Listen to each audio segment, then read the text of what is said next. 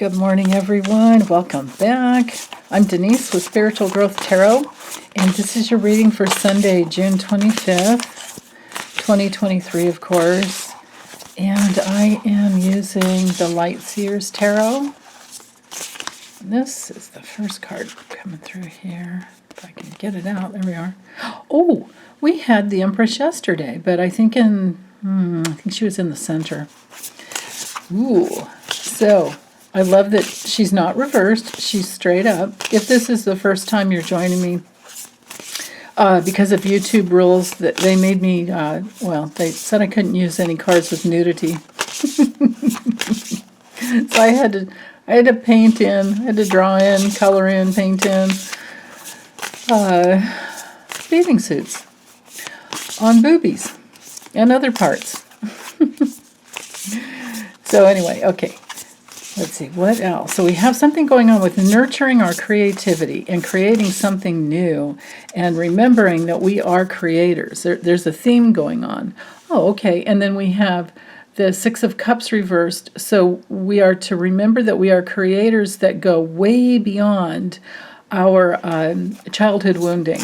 With the Six of Cups reversed, it's a card that can bring in issues from, kind of being stuck in the past in the way we see the world, and it's because we're stuck in a familiar place of the way it was when we were growing up, the home environment.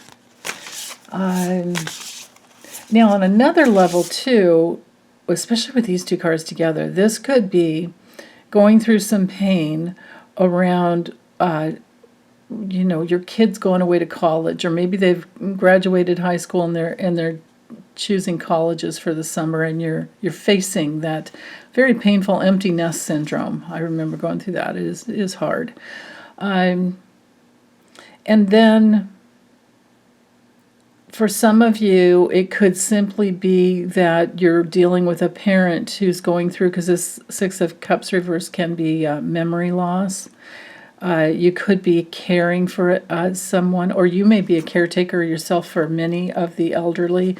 Might be very adept in your caretaking. We have a lot of care providers nowadays because there's so many elderly people that are alive, and that's a good thing. But caretakers need to always learn how to take care of themselves as well. Ooh, interesting, we have 6 and 7 of Cups. So the 7 of Cups is coming in to remind us that we have options, and to choose the best option for you at any given time is a beautiful thing, because it's exercising your free will. And if this is simply about your own childhood wounding, just know that when you're little, and because kids don't really have free will. I mean, they have free will as to how they respond to whatever the home environment is, but they're pretty much unable to make any changes, right? Like no child can ever make their parent stop drinking or stop using drugs or numbing out. No one can make their parent get up and go to work. No one can make their parent, who maybe is a workaholic, pay attention to them. No child, they can try. You can respond to the situation in a certain way when you're little.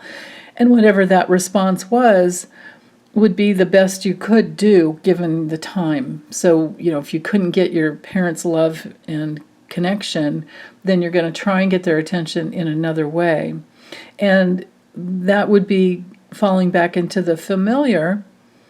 But now, as adults, we are realizing that, and we realize these things over and over, that we don't have to be held back to the limitations of the past. We have new choices, brand new options coming through. Always, always flowing through life. I love the artwork in this deck, because you can see, here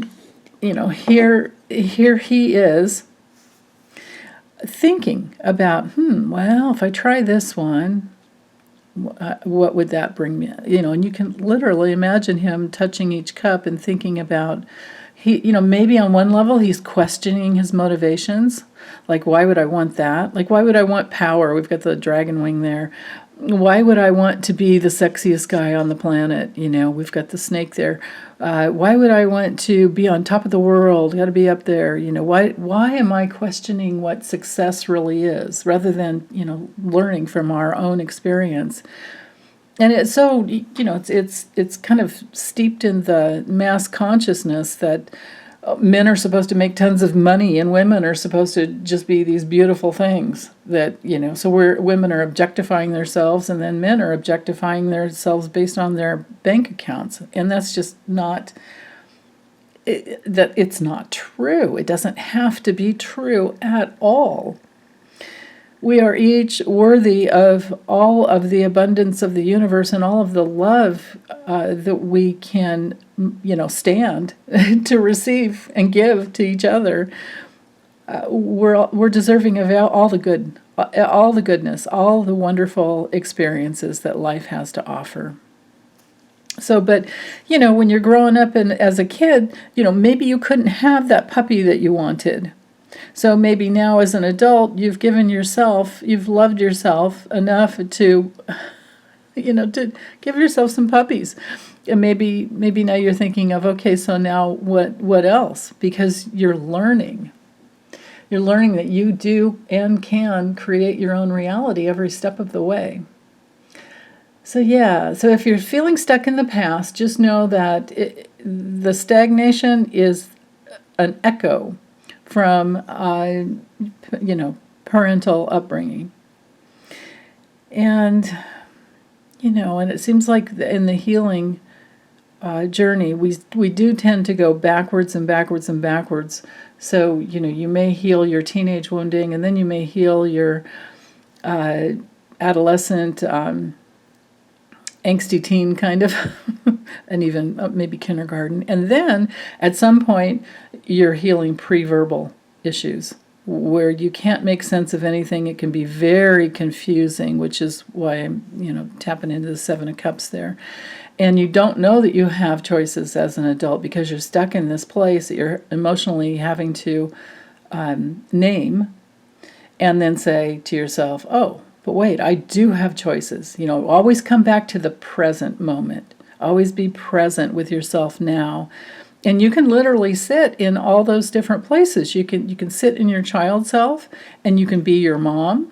And you can sit in your child self and be your dad. You can sit in your child self and hang out with all those relationships. And then at the end of the cycle, make a new choice.